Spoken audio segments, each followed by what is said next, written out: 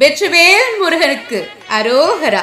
கந்த சஷ்டி கவசம் இயற்றியவர் தேவராய சுவாமிகள். இயற்றப்பட்ட காலம் 17ஆம் நூற்றாண்டு.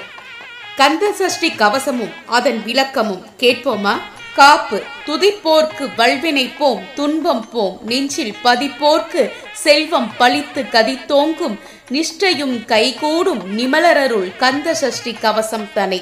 பொருள்: குற்றமற்றவராகிய சிவபெருமான் பெற்று அருளிய முருக கடவுளின் சஷ்டி திருநாளில் ஓதுவதற்கு தகுந்த கவச மந்திரத்தை பக்தியோடு தோத்திரம் செய்பவர்களுக்கு வலிமை வாய்ந்த பழைய தீவினைகள் எல்லாம் நீங்கிவிடும், துயரங்கள் எல்லாம் நீங்கிவிடும்.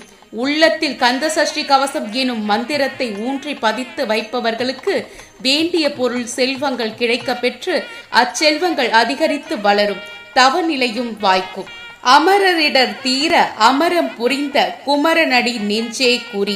பொருள்: எனது மனமே இந்திரன் முதலான தேவர்கள் பட்ட தொல்லைகள் நீங்கும்படியாக சூரபத்மன் முதலான அசுரர்களுடன் போர் செய்து அவர்களை சம்ஹாரம் செய்த முருக கடவுளுடைய திருவடிகளை நீ தொடங்கிய காரியம் தடங்கல் இன்றி முடியும் பொருட்டு தியானித்து வணங்குவாயாக.